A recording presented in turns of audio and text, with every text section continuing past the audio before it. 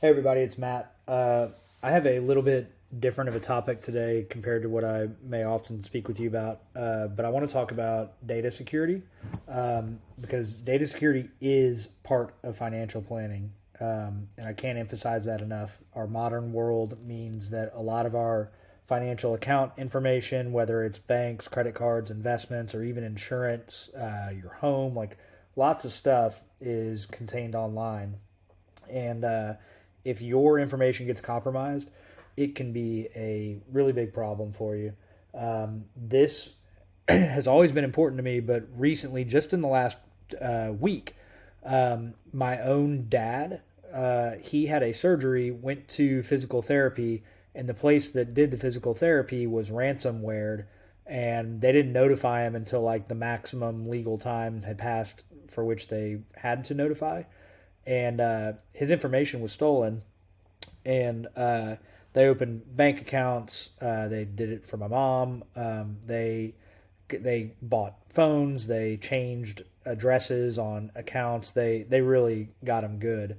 And you know he's 77 years old, and this is a lot of hassle and heartache, and he's been dealing with it now for for I found out about it this week, but he's been dealing with it for like 3 weeks. And it really hits home. And then my own personal friend, he has a minor child, and that minor child's social security number was used to file a fraudulent tax return.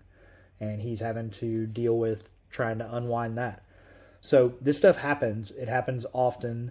It is an enormous hassle, and so I want to just try and convince you that you got to take action with this to try and protect yourself. So I'm going to go in a little bit reverse order from the way that I actually drew these slides out. But the first thing I want to do is give some disclosures, and they are: I'm not a security expert. So I'm doing my best to try and help you and give guidance, but this is not my area of expertise. So I'm not claiming that I'm an expert. And I'm going to list some tools that I use to help myself and my family and keep us safe as best I can. But I and Concert Financial Planning are not endorsing any of these third parties. I guess I have to say that from a compliance perspective. And then some people might be rolling your eyes at like how much of a hassle some of this stuff might seem to be, but I want you to think about it. Do this stuff now. Don't do it while you're under duress. I know that every person getting this video has negative time on your hands to deal with stuff. It's part of the reason you hired me. And I know that some of these things are barriers to ease of use with technology. But I am totally convinced that you'd rather spend the time now getting it set up and getting it all organized and right rather than when you're under duress and you're under attack. I think it's going to be cheaper to prevent a problem than it is to fix it. Similar with estate planning, and especially a lot of you attorneys probably definitely agree with that statement for other aspects of life. And then the last thing is I think that if a cyber criminal wants to get your information, they're going to get it. I don't think you can really prevent all hacks and all that kind of stuff, but I just think if you make it harder, they're more likely to move on to easier targets. It's like locking your front door. If somebody really wants to get in your house, they'll kick the door down. But if your door is locked and your neighbor's isn't, maybe I'll use cars so it's not so scary. If your car's in your driveway and it's locked, and your neighbor's car is in their driveway and it's unlocked, the criminal's probably going to go for the neighbor's car, right? So I would just encourage you to really think about these things and give what I'm about to show you some serious thought. All right, so let me go back to the beginning here, and we'll start here. So from my perspective, there are 3 different categories of things you can do to enhance your own data security. One, you can use strong passwords and keep them secure, and use different passwords for every website you visit. Second, you can enable two-factor authentication, which is sometimes illustrated online as 2FA. This just means that once you put in your username and password to log into something, that there will be some secondary layer of security that you have to get through before you can actually get into your account. And then 5, you can monitor your identity overall online and try and keep tabs on that, like things like your credit and that sort of stuff. There's a cool graphic that I've seen, through Twitter and online. Again, I don't spend my day researching this stuff. I believe this to probably be, fairly accurate, but I don't know. I found it online. Not everything you find online is true, but I think it's a cool graph and chart. Probably gets a general point across. It's talking about passwords and how much time is it going to take somebody to brute force your password. What brute force means is they don't have anything to go on for your password. They're just going to use an automated computer program to guess your password thousands, hundreds of thousands, millions, billions of times before it finally works. How long is it going to take? Well, the more characters you have in your password, the harder it's going to be, the longer it's going to take them to brute force the password. And then the different variety of characters. So do you have numbers? Do you have lowercase letters? Do you have uppercase letters? And then do you have special characters like symbols and things like that in your password? And it's really amazing to think about. If you can just see it in the graph. If you have like a 8-character password that uses letters, uppercase, lowercase letters, numbers, and symbols, it'll take them 8 hours to break that down because it's just not enough characters. There's enough computing power out there for them to get through that and figure it out if they want to. If you have an 8-character password that uses uppercase and lowercase letters, it might take them less than half an hour. They could have a cup of coffee and get through to your password. And then if you just increase that to like a 15-letter password, well, now it's going to take them 43 million years, according to this chart that I just pulled from offline. So, take it with a grain of salt. But it's just the way computing power works. It becomes much, much harder to do that. And you might think to yourself, well, I don't have a 15-letter password. You start using a phrase, whatever. I like guitars, something like that, think of a phrase and come up with a phrase. And what I'm going to point out to you in a minute is if you use a password keeper, you can program it to say, make all of my passwords 24 characters long, and use letters, numbers, and symbols, uppercase and lowercase letters. And it's like that falls off of this chart. This is 7 quadrillion years if you use numbers, upper and lowercase letters, and symbols with 18 characters. They're not going to brute force that. And you're going to be far more secure than the next person over. So I'm showing you this chart because I think it's interesting, and I hope it hammers home the point that with today's computing power, if you just use a longer password and use a variety of stuff in the password, we're on the orders of like millions of years for them to brute force that. Computing power will probably continue to increase, and so maybe these times shorten up, but like you're in the green zone. You're probably doing better. Okay, so there's that. Let's start with passwords. So I use LastPass, and I have a family subscription to that, so it does cost money. I don't even remember off the top of my head what it costs. It's on the order of like $300 a year or something like that. It has an iPhone app. It has a Chrome extension. It has a desktop app. Within LastPass itself, it has folders for us to organize our passwords. A big critical thing here is that we can share passwords. So my wife and I are able to share passwords through LastPass with each other. We each have our own LastPass account.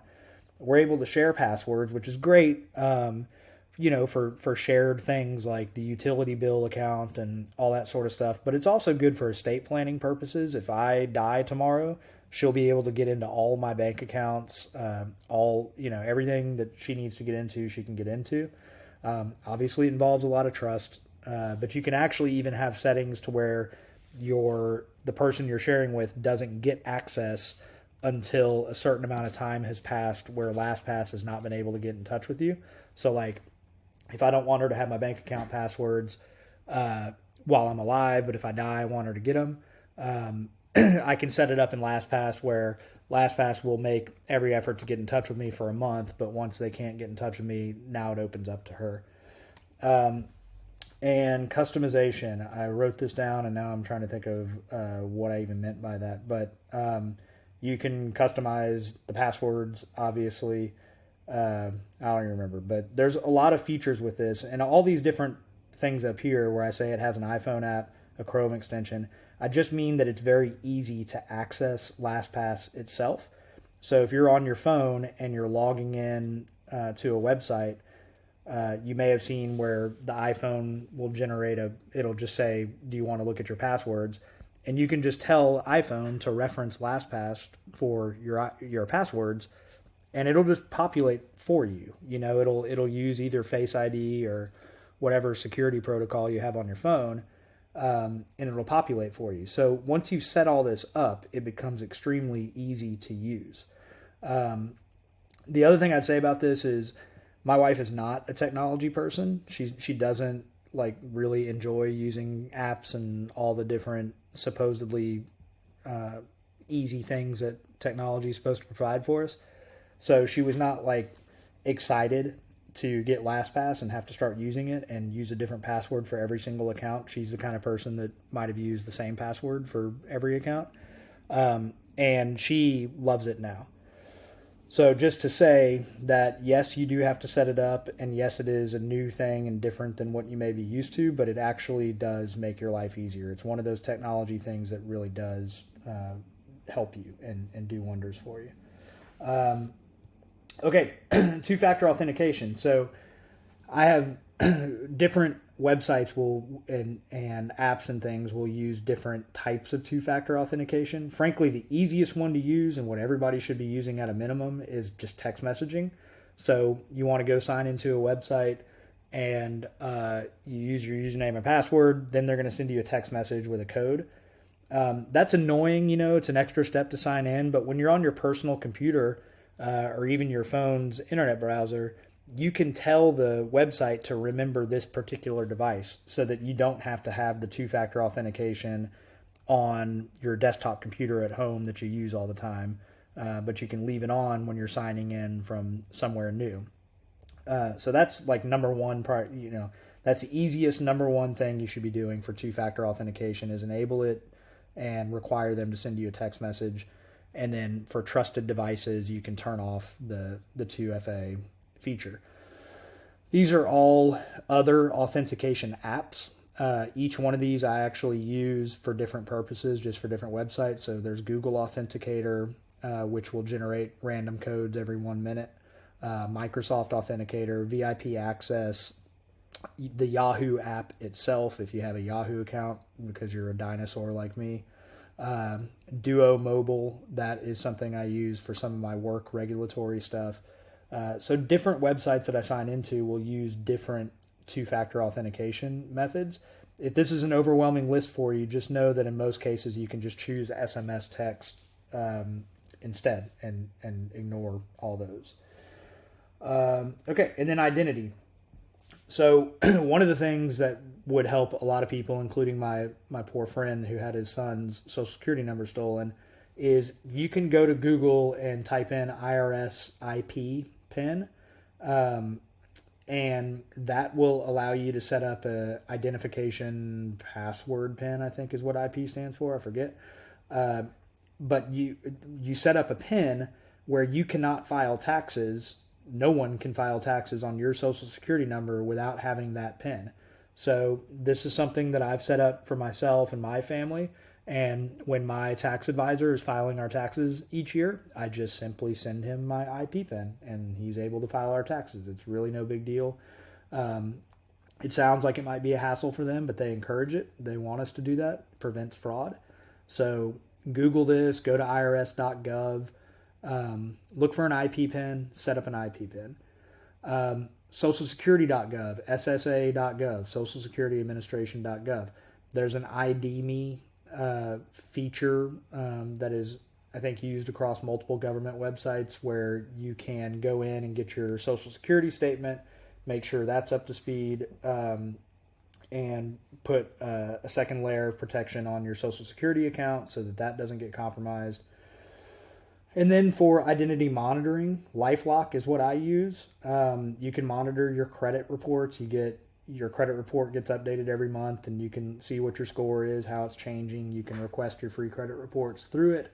You can monitor transactions by linking your bank and credit card accounts to it, and you can set a threshold. Like if any transactions over $1,000, it doesn't prevent them, but it'll alert you to them so that you're immediately aware of what's going on, and you can go in and review it and check whether it's legit. And they have an app, so it doesn't take but 2 seconds to log into the app and just say, yeah, I recognize that transaction. It was a credit card payment or whatever. It's pretty easy. You can enter your social media accounts, and it'll track those. It'll do dark web monitoring. It'll look for your information for sale on the dark web, which is something I forgot to write down. And then they also offer coverage, like I think it's up to $1 million or $2 million or something in liability coverage or attorney's fees or whatever. If you do get hacked, if something goes wrong, they'll offer to help protect you in that event. Okay, let's see here. Is there anything else? Yeah. Okay. So that's it. I'd already done the disclosures and everything. So I really want to encourage you, if you're not already doing these things, some of them will cost money, like LifeLock for a family subscription does cost money. Again, I think it's on the order of $300 or $400 a year. LastPass for a family subscription costs money. But those monetary costs pale in comparison to the financial and just like the soul-sucking cost on your life to have to go in and deal with all this stuff if something goes wrong. In my buddy's case, I think he probably could have been helped by having an IP pin set up on the Social Security number. And in my dad's case, it's not his fault. I mean, it's not anybody's fault when they get hacked. I don't want to blame the victim here, but the business that he had been to, the rehab facility, got ransomware. There's nothing he can do about that, but he would have been alerted to it much faster if he had LifeLock. They would have alerted him to new accounts being opened, to addresses being changed, that sort of stuff. So just can't encourage you to do this enough. It really matters for your overall financial health.